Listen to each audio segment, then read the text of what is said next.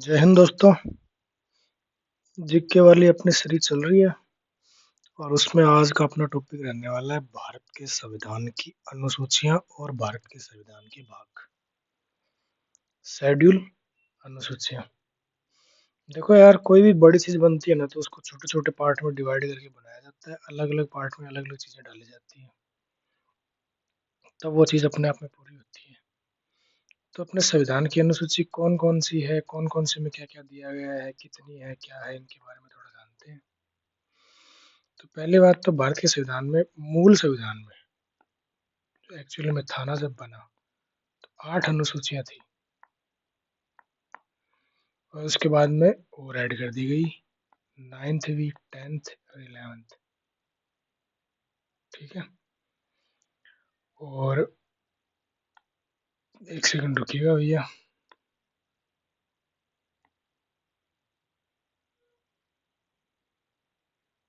और 11th नहीं, कहा गया, 12th भी। 12 अनुसूचियां हैं अभी, तो 4 को बाद में ऐड किया गया। ठीक है। अभी कौन कौन से संविधान संशोधन के तहत ऐड की गई है इसके बारे में अपन आगे बात करेंगे। तो चलो जानते हैं भारत के संविधान की अनुसूचियों के बारे में पहले। तो अनुसूची अनुसूची फर्स्ट की बात अगर अपन करते हैं तो फर्स्ट में राज्य है और यूनियन टेरिटरी है। मतलब कौन कितने स्टेट हैं, कौन कौन सा स्टेट है, यूनियन टेरिटरी है, कितने यूनियन टेरिटरी है, इन सब के बारे में बात करते हैं ना, बताते हैं। ये फर्स्ट अनुसूची में सारा लिखा हुआ है संविधान में। यहाँ पे एक एक्स्ट्रा इन्फॉर्मेशन है कि 69 कॉन्स्टिट्यूशनल अमेंडमेंट एक्ट के द्वारा दिल्ली को राष्ट्रीय राजधानी क्षेत्र बनाया गया था। ठीक है। अब अपन अनुसूची सेकंड की बात करते हैं। अनुसूची 2, भारतीय राज व्यवस्था के पदाधिकारियों के वेतन एवं भत्तों। देखो यार, बिना राज व्यवस्था के तो गवर्नमेंट चलती भी नहीं है, और गवर्नमेंट चलाने के लिए बिना राज व्यवस्था की गवर्नमेंट चलेगी नहीं, तो उनमें वहाँ पे काम करने वाले कुछ लोग भी होंगे, और उनके वेतन और भत्ते का उल्लेख है ना, वो शेड्यूल सेकंड में किया गया है, दूसरी अनुसूची में किया गया। कौन कौन से पद वालों को कितने कितने वेतन, भत्ते, पेंशन, ये सब मिलेगी, इनके बारे में बताया गया है सेकंड अनुसूची में। ठीक है। और वो कौन कौन से पदाधिकारी हैं? राष्ट्रपति, राज्यपाल, लोकसभा अध्यक्ष और लोकसभा उपाध्यक्ष, राज्यसभा का अध्यक्ष और उपाध्यक्ष, विधान परिषद के सभापति और उपसभापति, हाई कोर्ट और सुप्रीम कोर्ट के न्यायाधीश, CGA, comptroller and auditor general. इन सब जो इम्पोर्टेंट पद है ना, इनको कितना वेतन भत्ता ये सब मिलेगा, इसके बारे में यहाँ पे दिया गया है। अब आप इसमें एक चीज बताओ कि जैसे अपन कल को एसएससी में किसी भी पद पर सिलेक्ट होंगे, तो अपने वेतन और भत्ते भी क्या इसमें इंक्लूड होंगे? क्या वो इसमें नहीं होंगे भैया? उसके लिए अलग अलग से वो चीजें बनती हैं। एसएससी का उसका अलग रूल है, ये इसके लिए है। ठीक है। अब थर्ड शेड्यूल, थर्ड थर्ड में है शपथ। भाई इतने सारे मंत्री, अभी जिसकी अपन ने बात करी, हाई कोर्ट के न्यायाधीश, सुप्रीम कोर्ट के न्यायाधीश, इनकी बात करी, सीएजी, विधानसभा, विधान परिषद, लोकसभा अध्यक्ष, उपाध्यक्ष, राष्ट्रपति, राज्यपाल, इन सब की बात करी, तो ऐसे तो है नहीं कि हर किसी आदमी को उठा के बिठा दिया जाएगा। जो आदमी को बिठाया जाएगा उसको पहले शपथ, ओथ भी दिलाई जाएगी। तो इन सारे लोगों की, मंत्रियों की, न्यायाधीशों की, इनकी शपथ की जो बात है ना, वो तीसरी अनुसूची में करी गई है।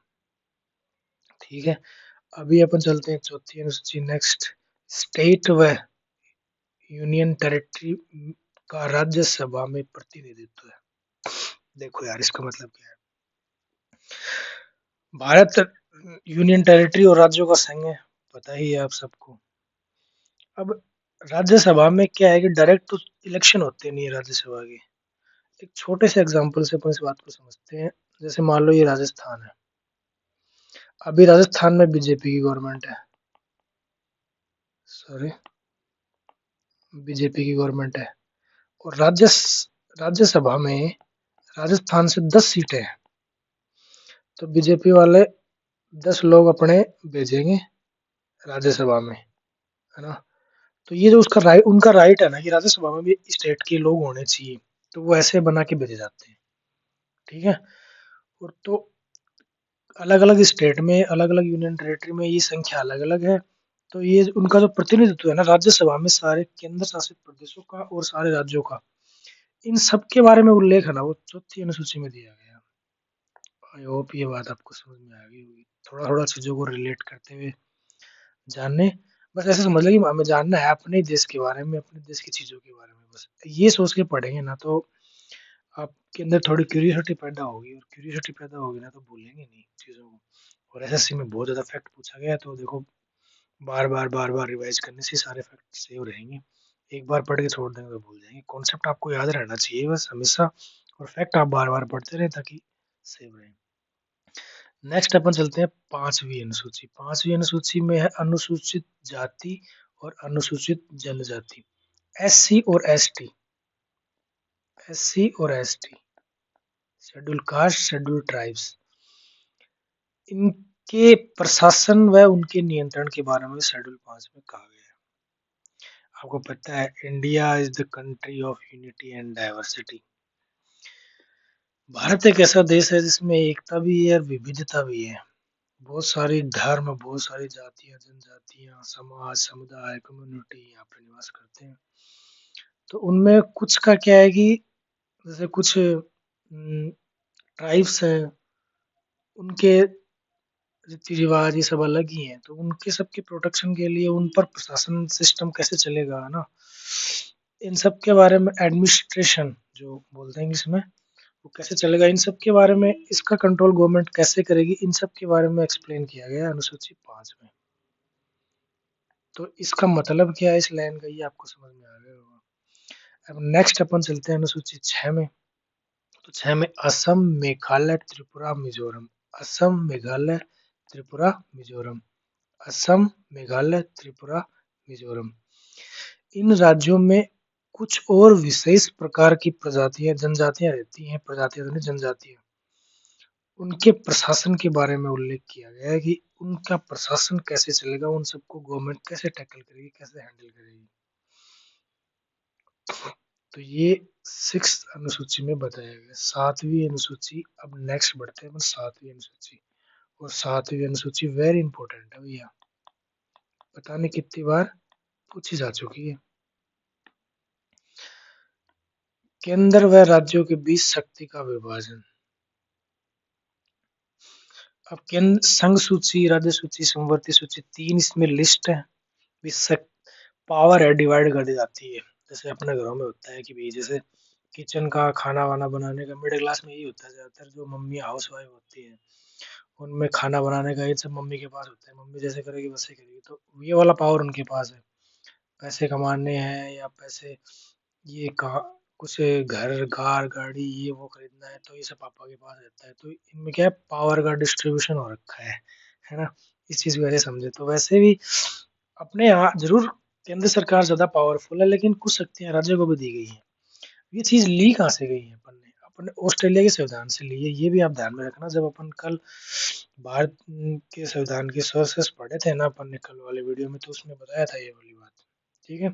तो संघ सूची है जो सेंट्रल लिस्ट बोल देंगे, उसको यूनियन लिस्ट बोल देंगे। राज्य सूची है, स्टेट लिस्ट बोल देंगे। और समवर्ती सूची है जिसमें कंकरेंट लिस्ट बोल देंगे, उसमें दोनों पावरफुल होते हैं, स्टेट एंड यूनियन। तो चलो जानते हैं पहले संघ सूची क्या है, इसमें क्या आता है, इसके बारे में थोड़ा जानते हैं। संघ सूची, तो संघ, केंद्र सरकार इस पर कानून बना सकती है। संघ का मतलब ही यार देखो सेंटर होता है ज्यादातर, तो जैसे अपन संघ शासित प्रदेश बोलते हैं यूनियन टेरिटरी को, है ना। और उस पर मैन राइट है ना केंद्र सरकार का ही होता है। वैसे वहाँ की अलग से विधानसभा हो, जैसे दिल्ली है, दिल्ली में अलग से विधानसभा है, लेकिन ज्यादा पावरफुल सेंट्रल गवर्नमेंट ही रहती है। ठीक है। जैसे दिल्ली में तो एक चीज अलग और भी है कि दिल्ली की तो पुलिस भी सेंट्रल गवर्नमेंट के हाथ में, वो भी स्टेट गवर्नमेंट के हाथ में नहीं है। बाकी सारे स्टेटों की यूनियन टेरिटरी की पुलिस उनके पावर में रहती है, लेकिन दिल्ली में ऐसा नहीं है। तो संघ सूची, इस पर केंद्र सरकार कानून बनाती है। कुछ ऐसे विषय हैं जो, जिनका पावर पूरा केंद्र सरकार के हाथ में है। जब संविधान लागू हुआ था इसमें 97 विषय थे, अब प्रेजेंट में इसमें 100 हैं, 3 विषय इसके अंदर और ऐड कर दिए गए हैं संघ सूची में। अब संघ सूची में कौन-कौन से विषय आते हैं? तो वैसे तो बहुत सारे हैं, लेकिन अपन थोड़े-सो के बारे में जानते हैं कि कौन-कौन से। देश की प्रतिरक्षा। अब देश की रक्षा करने की बात आएगी तो वहाँ पे स्टेट आगे नहीं आएगा, वहाँ पे सेंट्रल गवर्नमेंट ही ज़्यादा काम करेगी। विदेशी मामले हैं, किसी देश के साथ कौन सा समझौता करना है, इम्पोर्ट एक्सपोर्ट को लेकर कोई डील वील, ये सब, ठीक है। युद्ध, उसमें भी आगे आएगी, युद्ध और शांति में सेंट्रल गवर्नमेंट ही आएगी। रेल है, इंडियन रेलवे है, डाक है, तार है, मुद्रा है, पैसे वैसे छापने हैं, आरबीआई करता है तो उस सेंट्रल गवर्नमेंट के उसके उसी के ग्रुप में होता है।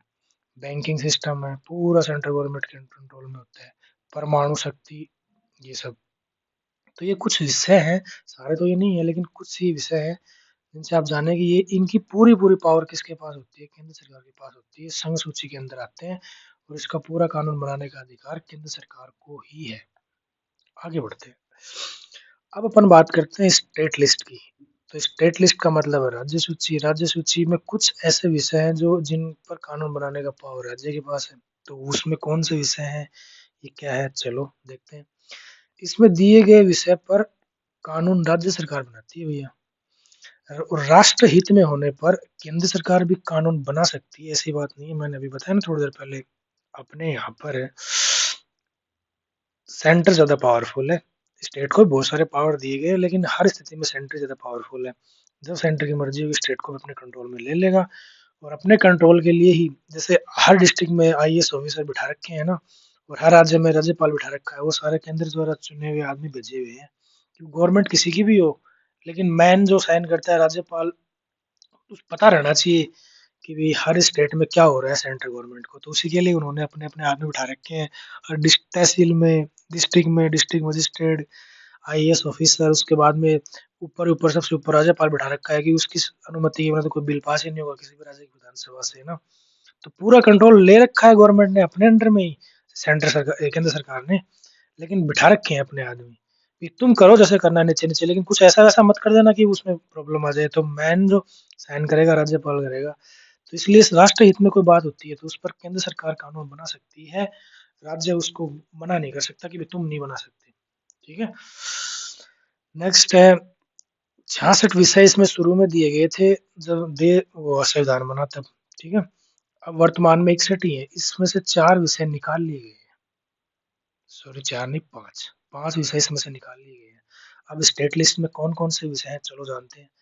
शांति और व्यवस्था। अभी स्टेट के अंदर, यूनियन टेरिटरी के अंदर शांति व्यवस्था बनी रहे, कोई लोग बाग पब्लिक ये सब ऐसा वैसा काम ना करें, दंगा भीड़ ये सब इतना ना करें, पूरी शांति व्यवस्था बनाए रखें।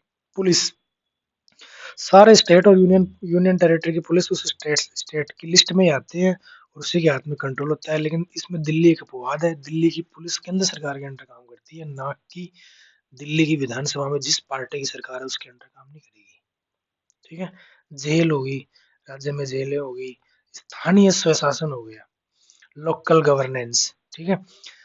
जैसे पंचायती राज, पंचायतों में, नगर पालिकाओं में, नगर परिषदों में, इन सब में शासन प्रॉपर चले, है ना। इन सब का ध्यान को, ये भी सब किस चीज में आएंगे, स्टेट लिस्ट में आएंगे, ठीक है। कृषि हो गई, अकाल अकाल पड़ गया, ज्यादा ओले बारिश हो गई, ये सब हो गया। बीजे देना, मिट्टी की जांच वाच कराना, कृषि से संबंधित जो भी ऑफिस बनते हैं, कार्यालय बनते हैं जिलों के अंदर, तहसीलों के अंदर, इन सब, ये सब सारे स्टेट लिस्ट में आते हैं, ठीक है। जन स्वास्थ्य, जैसे हॉस्पिटल्स आते हैं, सरकारी हॉस्पिटल है तो लगभग लगभग सारे सरकारी हॉस्पिटल, लगभग क्या मतलब सभी सरकारी हॉस्पिटल केंद्र सरकार ही उनको कंट्रोल करती है। किसी भी गांव में, कस्बे में, डिस्ट्रिक्ट में, तहसील में गवर्नमेंट हॉस्पिटल है ना, वो सॉरी राज्य सरकार के कंट्रोल में आता है, केंद्र के नहीं।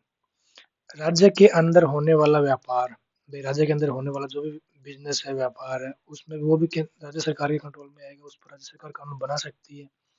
और न्याय विभाग, जैसे छोटे मोटे कोई भी मामले हैं डिस्ट्रिक्ट कोर्ट में, इन सब में जाते हैं, इनका भी राज्य सरकार देखती है।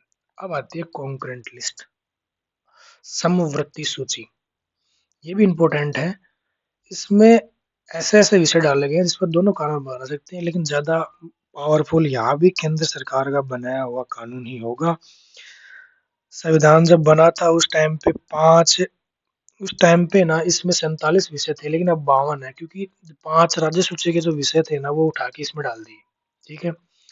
केंद्र और राज्य दोनों कानून बना सकते हैं, और जो विषय समान ही हो, मतलब सेम ही चीज पे कानून बनाना है, तो ज्यादा केंद्र वाला बनाया हुआ कानून ज्यादा पावरफुल होगा। ये मैंने बता दिया, शुरुआत में 47 थे, अभी 52 विषय है इसके अंदर, क्योंकि पांच राज्य सूची वाले उठा के इसमें डाल दिए। उसमें कम हो गया पांच, इसमें पांच बढ़ गए। कंफ्यूज नहीं होना। अब कंकरेंट लिस्ट में कौन से मामले आते हैं? दीवानी और फौजदारी मामले, छोटा मोटा चोरी डकैती ये सब मामले है ना, ये उसके अंदर हो गई। कानून एवं प्रक्रिया, कोई भी केस से जाते हैं ना छोटे डिस्ट्रिक्ट कोर्ट में, इनमें विवाह है, जैसे कोर्ट मैरिज होती है, तलाक डिवोर्स होता है, शिक्षा, जो प्राइवेट सॉरी गवर्नमेंट स्कूलें होती हैं हर स्टेट में, यूनियन टेरिटरी में, इनमें आर्थिक नियोजन, बिजली उपलब्ध करानी है। अब ये कॉन्क्रीट लिस्ट में आ गया। देखो जैसे डैम से बिजली आ रही है, कोयले से बिजली आ रही है, तो या फिर परमाणु शक्ति से बिजली आ रही है, तो वो परमाणु शक्ति सारी केंद्र सरकार के अंडर है, तो ये वो उसमें आ गया।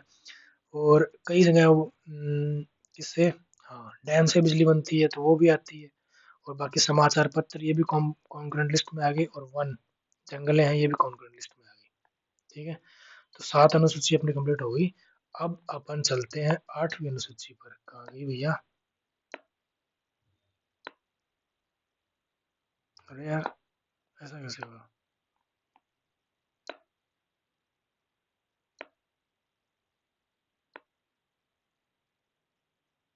हम्म, 8वीं अनुसूची। 8वीं अनुसूची देखते हैं। इसमें 22 भाषाओं का उल्लेख है। संविधान में जो भाषाएं हैं इसके बारे में कौन सी अनुसूची में बताया गया है? 8वीं अनुसूची में। अब आप ये कमेंट करके बताएंगे कि राजभाषा हिंदी है जो कौन से अनुच्छेद में संविधान की? चलो, मूल संविधान में 14 भाषाएं थी, अब 22 है। तो भाई पहले 14 थी, अब 22 है, तो कभी ना कभी तो बढ़ी होगी। और बढ़ाने के लिए संविधान में कुछ ऐड करना हो या फिर कुछ हटाना हो तो संशोधन करना पड़ता है। वो कब कब किया गया, कौन कौन सी ऐड की गई, चलो देखो। 21वां संविधान संशोधन किया गया 1967 में, जिसमें सिंधी भाषा को संविधान में जोड़ा गया। फिर 71वां संविधान संशोधन किया गया 1992 में, जिसमें कोंकणी, मणिपुरी तथा नेपाली इन भाषा को संविधान में ऐड किया गया। फिर 2003 में 92वां संविधान संशोधन होता है, उसमें मैथिली, संथाली, डोगरी और बोडो इनको संविधान में जोड़ा गया। देखो, 14 पहले थी, 15, 16, 17, 18, 19, 20, 21 और 22, 22 भाषाएं होगी ना। तो 14 पहले थी और 8 बाद में जोड़ी गई हैं। और वो कब कब जोड़ी गई, तो कई बार इससे क्वेश्चन पूछ लेता है डायरेक्ट भी, तो आप इसको भी ध्यान में रखेंगे। चलो आगे बढ़ते हैं। 9वीं अनुसूची। 9वीं अनुसूची मूल संविधान में 8 ही थी भैया, अभी ऊपर बता के आया हूँ। 9वीं अनुसूची और 10वीं, 11वीं और 12वीं ये बाद में जोड़ी गई है संविधान संशोधन करके। ठीक है। और 9वीं अनुसूची जोड़ी गई थी, पहला इस संविधान संशोधन अधिनियम 1951 में जोड़ी गई थी। ठीक है। अब आते हैं अपन 10वीं अनुसूची पर। तो 10वीं अनुसूची, ये 52वां संविधान संशोधन अधिनियम 1985 में इसको जोड़ा गया था संविधान के अंदर। इसमें क्या था? दल बदल से संबंधित था। दल बदल दल बदल दल बदल पता नहीं कितनी बार देखने को पढ़ने को मिलता है, लेकिन ये क्या होता है, चलो इसके बारे में थोड़ा जानते हैं। जैसे भैया राजस्थान है, और राजस्थान में 200 विधानसभा की सीटें हैं। ठीक है। और ये, अब मैं किसी पार्टी का नाम ले लूंगा, ये ए पार्टी है, ये बी पार्टी है, दो पार्टियां हैं। ठीक है। राजस्थान में हुई इलेक्शन, इसके पास आगे 106 सीट आ गई मान लो, और इसके पास बची हुई आगे 94 सीट। तो पता ही है, आधे से एक सीट ज्यादा आती है जिसकी गवर्नमेंट बनती है, तो यहाँ पे अपन को दिख रहा है कि एक ए पार्टी की गवर्नमेंट बनेगी। ठीक है। लेकिन होता क्या था उस टाइम पे, उस टाइम पे क्या हुआ कि यहाँ से ना 7 जो एमएलए बने हैं, मेंबर ऑफ लेजिस्लेटिव असेंबली बने हैं, उनको खरीदा गया पैसे देके, और बी पार्टी वालों ने खरीद लिया 7 लोगों को। तो बी पार्टी के 94 पहले से थे, 7 और खरीद ली तो इसके बन गए 101, और इसके 7 कम हो गए तो इसके बन गए 99। ठीक है। अब सरकार बनाएगी बी पार्टी। अब जो इधर चले गए उसमें से कुछ, अब कोई जो चले गए उसको नहीं, कोई अलग है, उसमें से 7-8 फ्री ए ने खरीद ली। तो ऐसे चलता था पहले खरीद फरोख्त का काम, जो आज पंचायतों में और नगर पालिकाओं में तो आज भी होता है, जो कि नहीं होना चाहिए। तो फिर गवर्नमेंट ने ये संशोधन किया और 10वीं अनुसूची जोड़ी कि अब अगर कोई आदमी सीट जीतने के बाद में, जैसे राजस्थान में एक जयपुर की सीट किसी ने जीती है, वो जीत के दूसरी पार्टी में चला गया जीतने के बाद में, तो वो एमएलए नहीं रहेगा। दूसरी पार्टी में जाने के बाद में उसको दोबारा चुनाव लड़के आना पड़ेगा एमएलए बनने के लिए। जैसे पार्टी चेंज की, चेंज करते नहीं उसकी एमएलए का जो वो था ना, जो जीत के आया, वो खत्म हो जाएगा। इसलिए उन्होंने दल बदल से संबंधित कानून बनाया कि कोई अगर ऐसा बदलेगा जीतने के बाद में किसी दूसरी पार्टी में जाएगा तो उसका वो रद्द हो जाएगा। खासकर पार्टी के लिए ये चीज थी। आई होप थोड़ी सी ये बात आपको समझ में आएगी, इस चीज से आपको रिलेट करेंगे इस चीज को कि 10वीं अनुसूची दल बदल 52 कॉन्स्टिट्यूशनल अमेंडमेंट एक्ट 1985। अब आते हैं अपन 11वीं अनुसूची पर। 11वीं अनुसूची थी जिस 73वें संविधान संशोधन अधिनियम 1993 को जोड़ी गई। इसमें क्या था, पंचायती राज संस्थाओं के लिए 29 विषय थे। पंचायती राज जोड़ा गया था 73वां संविधान संशोधन अधिनियम द्वारा। सबसे पहले नागौर राजस्थान में पंचायती राज आया था, पंचायत हुआ। ठीक है। और 12वीं अनुसूची है 74वां संविधान संशोधन अधिनियम। इस एक ही साल में दोनों हुए थे। स्थानीय स्वशासन, लोकल गवर्नेंस बताया था ना अभी, पंचायती राज भी एक तरह से स्थानीय स्वशासन भी है, किसी पर्टिकुलर एरिया का वहीं का जो एडमिनिस्ट्रेशन है उसका, संस्थाओं के उसमें वो जो कार्य है वो उसका एडमिनिस्ट्रेशन कैसे चलेगा, उसके लिए 18 विषय दिए गए थे, वो इसमें जोड़ दिए गए। पहले संविधान संशोधन किया उसमें बता दिया भी पंचायती राज संस्थाओं का प्रशासन के बारे में। उसके बाद में उसमें वो डिटेल डाल दी गई कि भी ये चीजें ऐसे ऐसे चलेंगी। अपन ने 12 अनुसूचियों के बारे में जान लिया, बार बार रिवाइज करेंगे, याद रहेगा। अब अपन बात करते हैं संविधान के भाग। आ जाओ भैया, संविधान के भाग के बारे में जानते हैं। तो देखो शुरू में मैंने बताया, जैसे अपना घर बनता है तो भी वो अलग अलग पार्ट में बनता है। अपन नींव का सोचते हैं कितने रूम होंगे, किचन, लेट बाथ, इन सब के बारे में फिर अलग अलग पार्ट में सारे बनते हैं। खाने का सिस्टम पूरा किचन में रहेगा, अलग बेडरूम सोने का अलग रहेगा, लेट बाथ नहाने धोने का सब पूरा अलग रहेगा। वैसे ही भारत का संविधान दुनिया का सबसे बड़ा लिखित संविधान है। तो ऐसे तो नहीं बन सकता कि एक साथ ही पूरा लिख के छोड़ दो, ऐसे नहीं। तो कुछ खास चीजों को अलग अलग पार्ट में डिवाइड कर करके लिखा गया है कि ये वाली चीज इस पार्ट में डाल दो, ये वाली चीज इस पार्ट में डाल दो। तो कोई भी बड़ी चीज है ना, वो छोटे छोटे पार्ट में डिवाइड करके पढ़ी जाती है, डिवाइड करके उसको लिखा जाता है ताकि समझने सीखने में आसानी रहे। तो वैसे ही लिखने वालों ने इसको भी पार्ट में डिवाइड करके लिखा है। तो संविधान के भाग अपन जानते हैं, 22 भाग है अपने भारत के संविधान में, और 395 आर्टिकल है, 395 अनुच्छेद है। पहला पहला भाग में क्या है, अब वही बात है, अपन जब घर बनाएंगे सबसे पहले प्लॉट या नींव की बात करेंगे तो संघ एवं उसका राज्य क्षेत्र, यूनियन एंड उसके स्टेट है, यूनियन टेरिटरी है, उसका राज्य क्षेत्र कहाँ कहाँ है, किस किस से क्या बाउंड्री लगती है, इनके बारे में पूरा डिटेल से जानते हैं अपन पार्ट ए में और अनुच्छेद 1 और 4, 1 से 4 में। तो शुरुआत यहीं से होती है, घर भी बनता है तो उसमें भी पहले नींव की और प्लॉट की डायरेक्शन की, कहाँ पे क्या होगा, इन सब की बातें की जाती है। तो बाउंड्री की, तो वही अपने संविधान में है। नंबर 2, पार्ट 2 में नागरिकता के बारे में कहा गया है, सिटीजनशिप। अब नागरिकता के बारे में थोड़ा डिटेल से अपन जब नागरिकता पढ़ेंगे तब पढ़ेंगे, अभी ये ओवरव्यू है कि संविधान का बेसिक स्ट्रक्चर कैसा है, अपन वो जान ले कि भाग है, शेड्यूल है, अनुच्छेद है, कितने अमेंडमेंट हुए, थोड़ा आइडिया लग जाए ऊपर ऊपर का। ठीक है, उसके बाद में अपन अंदर घुसेंगे और सारी चीजों को करते जानेंगे।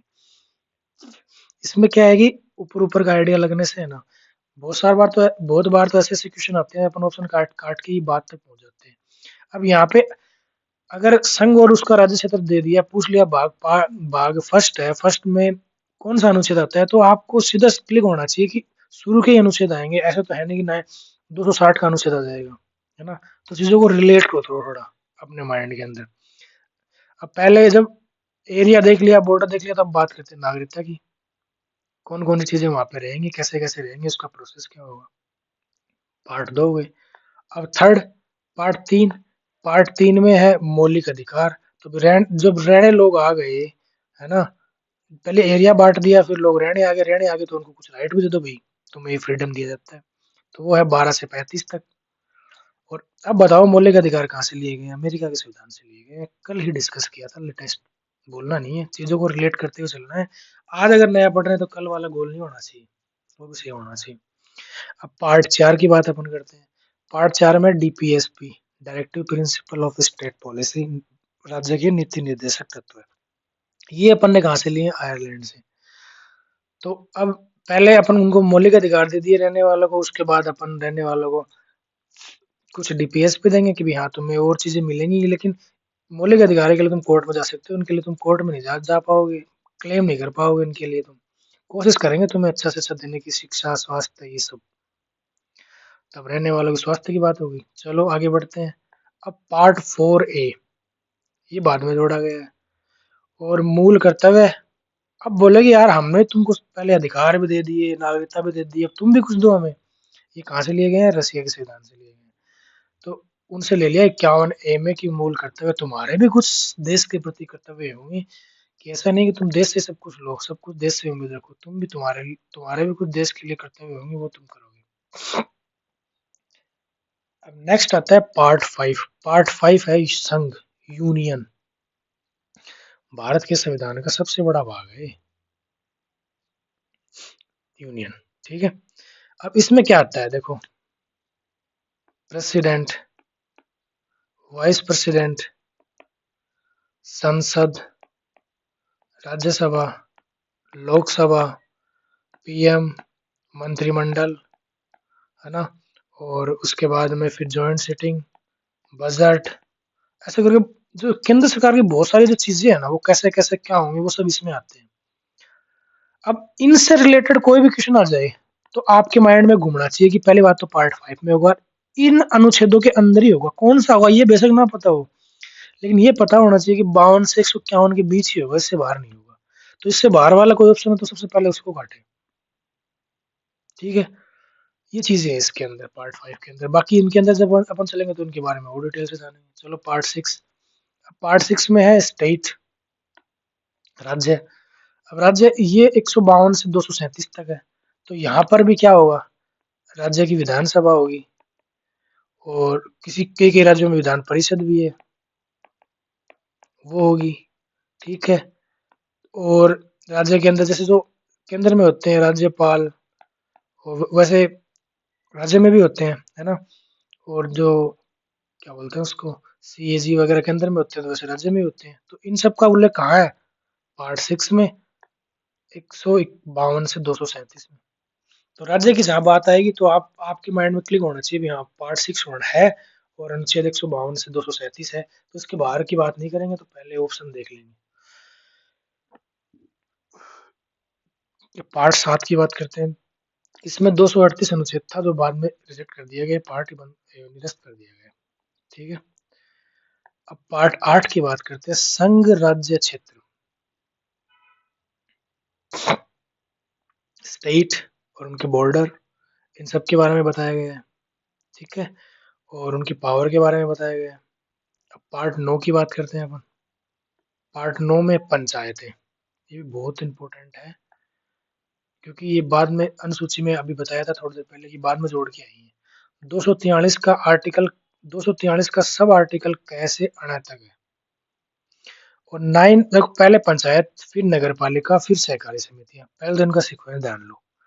9 में पंचायत, 9A में नगर पालिका, 9B में सहकारी समितियां। ठीक है। और इनका अनुच्छेद 243 ये सभी का, इसमें इसके सब क्लोज बना रखे हैं। ठीक है। अब आते हैं पार्ट 10 में। तो संविधान के पार्ट 10 में आते हैं, तो अनुसूचित जाति, schedule caste and schedule tribes, जनजातीय क्षेत्र के बारे में। ये देखो मैंने अभी अनुसूची में बताया था कि कुछ क्षेत्र ही ऐसे हैं जहाँ पे शेड्यूल कास्ट और शेड्यूल ट्राइब्स रहते हैं। अब इनका जो प्रशासन है उन सब के बारे में यहाँ पर इधर पार्ट 10 में लिखा गया है कि इनको कहाँ रिजर्वेशन मिलेगा, ये सब 244 से 244 कै तक इसके बारे में लिखा गया है। अब पार्ट 11 संघ व राज्य के बीच संबंध। केंद्र व राज्य के बीच में संबंध। केंद्र व राज्य के बीच में संबंध पार्ट 11। प्रशासन को लेके हो चाहे आर्टिकल 245 से 263 के बीच में, या इसको समझाया गया है, बताया गया है कि कौन कौन से आर्टिकल कहाँ कहाँ क्या क्या वर्क करते हैं। ठीक है।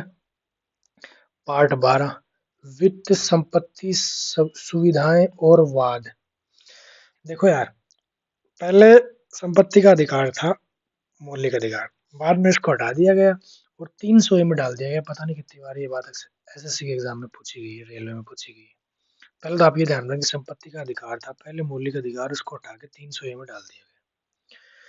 तो सुख वित्त वित्त हो गया, संपत्ति हो गया, ये सुविधाएं, ये सब इनका जो वाद है ना, वो 264 से 300 में लिखा गया है पार्ट 12 के अंदर।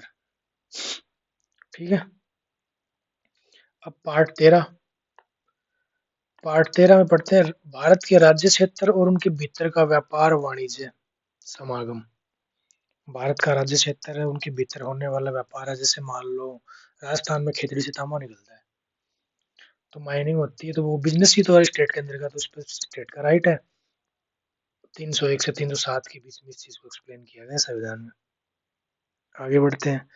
पार्ट 14 संघ व राज्यों के बीच अधीन सेवाएं। देखो यार, वेरी इंपॉर्टेंट है, पता नहीं कितनी बार आया हुआ। जैसे यूपीएससी और स्टेट पीएससी है ना, ये कौन से भाग में है? तो भाग 14 में। पहली बात तो 203 से 223 तक है, सॉरी 308 से 323 तक, गलत बोल गया मैं। 308 से 323 तक है संघ और राज्यों के अधीन सेवाएं, मतलब जो सिविल सेवा होती है राज्य की और केंद्र सरकार की, वो पार्ट 14 के अंतर्गत आती है। और 14 का सब क्लोज ए भी है अधिकरण का, 301 का कैसे ख तक।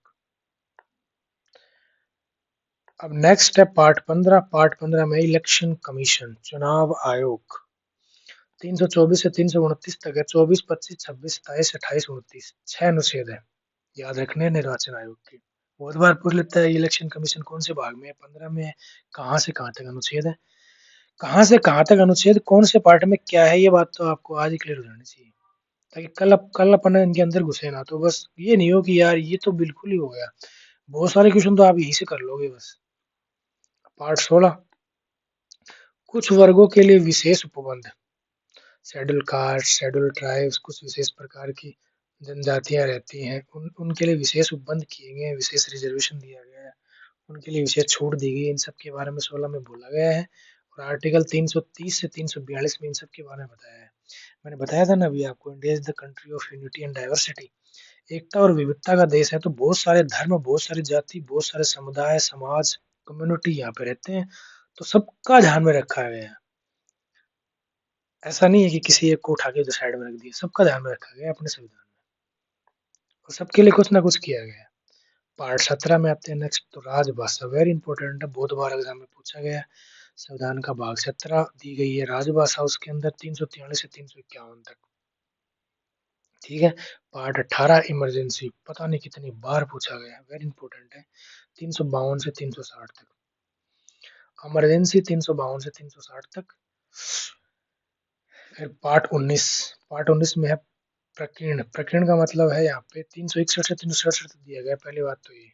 दूसरी बात ये कि जैसे केंद्र सरकार किसी स्टेट को बोले कि यार तुम लोग ये काम करो, ये स्कीम चलाओ, जो भी है, ठीक है, और राज्य वो काम करने में विफल हो जाए, या फिर राज्य का संवैधानिक तंत्र विफल हो जाए, पार्टी सी से काम नहीं कर रही है, मंत्रिमंडल सी से काम नहीं कर रहा है, सब कुछ अस्त व्यस्त हो रखा है किसी भी स्टेट का, और ये बात की इन्फॉर्मेशन राज्यपाल राष्ट्रपति को दे दे, तो राष्ट्रपति पूरे उस स्टेट में राष्ट्रपति शासन लगा सकता है, अपने अपना कंट्रोल में ले सकता है पूरा स्टेट को। मैंने बताया ना, अपने यहाँ पर केंद्र सरकार ज्यादा पावरफुल है।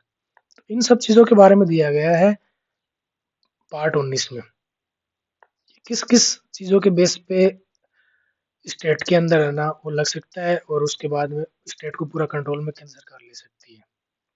पार्ट 20 पार्ट 20 है संविधान संशोधन, बहुत ज्यादा इंपॉर्टेंट है, बहुत बार पूछा हुआ भी है कि भारत के संविधान में संविधान संशोधन कहाँ से लिया गया, अब आप ये बताओ। ये लिया गया साउथ अफ्रीका से।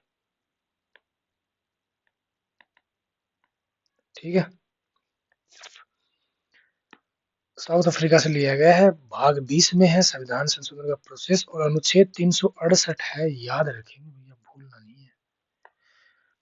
पार्ट 21 में अस्थायी संक्रमणकालीन व विशेष उपबंध। देखो यार, जैसे दिल्ली के लिए विशेष उपबंध है क्योंकि वहां की पुलिस वहां के अंडर, वहां की स्टेट, वहां के जो विधानसभा है ना उसके कंट्रोल में नहीं है, केंद्र सरकार के कंट्रोल में है। ठीक है।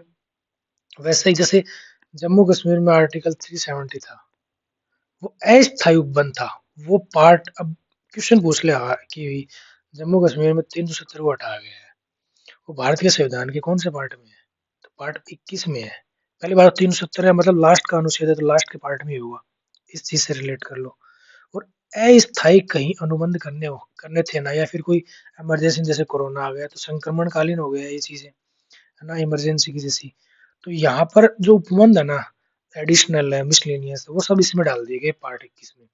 और इसके लिए अनुच्छेद 369 से 392 तक डाल दिए गए। ठीक है, समझ गए हम। और अब आता है पार्ट 22। पार्ट 22 में संक्षिप्त में नाम, प्रारंभ, 393 395 तक। जैसे मान लो कि संविधान का ही राष्ट्रपति ने सोचा कि संविधान का हिंदी में अनुवाद करवाना है ना, शॉर्ट फॉर्म में नाम नाम है, ये सब चीजें करवा सकता है। इस चीज के बारे में एक्सप्लेनेशन कहाँ दी गई है? पार्ट 21 लास्ट पार्ट में दी गई है, अनुच्छेद 393 से 395। अब ये हुआ आज का अपना छोटा सा टॉपिक। अब अपन बात करते हैं कि आज अपन को क्या करना है। तो आज वही 4 सेट है मैथ के, टेक्स्ट बुक से, सीजीएल और सीएचएसएल के, और 2020 से लेके 24 तक के 20 मिनट प्लस कैलकुलेशन करनी है। ठीक है। इंग्लिश में एडिटोरियल है प्लस इसकी वो क्या है, ठीक है, प्लस रूट वर्ड के 2 या 3 दिन और लगेंगे, रूट वर्ड के वो क्या याद करने हैं। और उसके बाद में रीडिंग करनी है 1 घंटा से ज्यादा,